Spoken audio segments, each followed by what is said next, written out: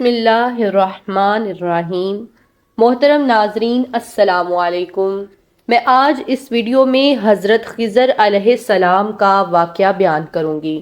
ناظرین، ویڈیو میں آگے بڑھنے سے پہلے اگر آپ نے آنے والی تمام ویڈیوز آپ تک پہنچ سکیں۔ ناظرین، ایک مرتبہ حضرت خضر علیہ السلام دریا کے کنارے بیٹھے تھے۔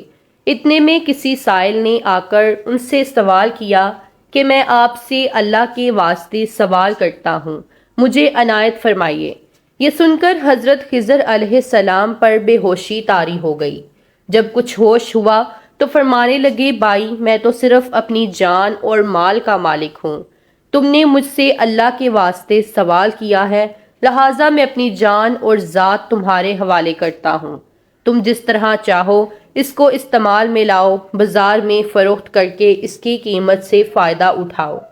چنانچہ سائل ان کو بازار لے گیا اور ایک شخص سائمہ کے ہاتھ ان کو فروخت کر دیا۔ یہ سائمہ خرید کر ان کو اپنے گھر لے گیا، جس کی پشت پر اس کا ایک باغ تھا۔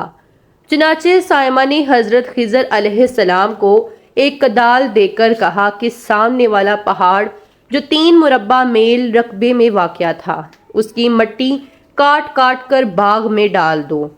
اور یہ حکم دے کر سائمہ اپنی کسی ضرورت سے کہیں چلا گیا اور حضرت خضر علیہ السلام اس پہاڑ سے مٹی کاٹ کاٹ کر باغ میں ڈالنے لگے۔ جب سائمہ گھر واپس آیا تو اس نے گھر والوں سے دریافت کیا کہ کیا تم نے غلام کو کھانا بھی کھلایا ہے یا نہیں؟ گھر والوں نے جواب دیا کہ ہمیں معلوم ہی نہیں غلام کہاں ہے۔ یہ سن کر جب سائمہ خود کھانا لے کر باغ میں آیا تو اس نے دیکھا کہ وہ غلام یعنی حضرت خضر علیہ السلام تمام پہاڑ کی مٹی کاٹ کر ڈال چکے تھے اور اپنے کام سے فارغ ہو کر اپنے مولا حقیقی کی عبادت میں مصروف تھے۔ یہ دیکھ کر ان کو بڑا تعجب ہوا اور اس نے دریافت کیا، یہ تو بتائیے کہ آپ کون ہیں؟ یہ بات سن کر حضرت خضر علیہ السلام پر کچھ بے ہوشی سی طاری ہو گئی اور پھر فاقہ ہونے پر انہوں نے فرمایا کہ بھائی، میں خضر ہوں۔ جس کو سن کر سائمہ کے ہوش اڑ گئے۔ تو نے یہ کیا کیا؟ ان کو غلام بنا کر ایسے کام پر لگایا، یہ تو انتہائی گستاخی ہے۔ پھر یہ سوچنے کے بعد سائمہ نے توبہ کی اور پروردگار سے عذر خواہی کے ساتھ حضرت خضر علیہ السلام کو آزاد کر دیا اور اللہ کی بارگاہ میں عرض کیا کہ اے رب العالمین، مجھ سے اس کا مواخذہ نہ کیجیے گا، کیونکہ میں ان کو جانتا نہیں تھا۔ اس کے بعد حضرت خضر علیہ السلام نے دعا فرمائی اور سجدہ شکر بجا لائے کہ اے میرے پروردگار، میں تیرے ہی حق میں غلام بنا اور تیرے ہی حق میں آزاد ہوا، اس پر تیرا شکر گزار ہوں۔ بعد ازاں واپسی کی اجازت لے کر جب دریا پر واپس آئے تو دیکھا ایک شخص کھڑا دعا مانگ رہا ہے کہ اے میرے رب، حضرت خضر علیہ السلام کو غلامی سے رہائی عطا فرما دے اور ان کی توبہ قبول فرما لے۔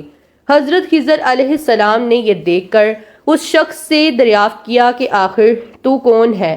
تو اس شخص نے بتایا کہ میں تو شازون ہوں، آپ کون ہیں؟ انہوں نے فرمایا کہ میں خضر ہوں۔ اس کے بعد شازون نے کہا، اے خضر علیہ السلام، آپ نے اپنے رہنے کے لیے مکان بنا کر دنیا طلب کی ہے، کیونکہ حضرت خضر علیہ السلام کا دریا کے کنارے پر ایک عبادت خانہ تھا۔ بس یہ سن کر وہ فوراً میدان میں نکل آئے اور وہیں اللہ کی عبادت میں مصروف ہو گئے۔ اس کے بعد حضرت خضر علیہ السلام نے اسی جگہ پر ایک درخت لگایا اور اس کے سائے میں عبادت شروع کر دی۔ تو آواز آئی، اے خضر، جب تم نے درخت کے سائے میں سجدہ کیا تو تم نے دنیا کو آخرت پر ترجیح دی۔ پھر فرمان ہوا، مجھے اپنی عزت اور جلال کی قسم ہے، مجھے دنیا کی محبت میں رضامندی نہیں ہے۔ اس کے بعد حضرت خضر علیہ السلام نے شازون فرشتے سے کہا کہ اے شازون، دعا کرو کہ اللہ تعالیٰ میری توبہ قبول فرمائے۔ چنانچہ شازون نے دعا کی اور اللہ نے شازون کی برکت سے حضرت خضر علیہ السلام کی توبہ کو قبول فرمایا۔ خدا کے برگزیدہ بندے اسی حالت میں رہتے ہیں جو اللہ کو منظور ہو۔ بے شک ہماری فلاح بھی اسی میں ہے کہ زندگی کے ہر موڑ پر آنے والے ہر بیچ و غم میں ہم راضی رہیں، اللہ تعالیٰ کی چاہت کو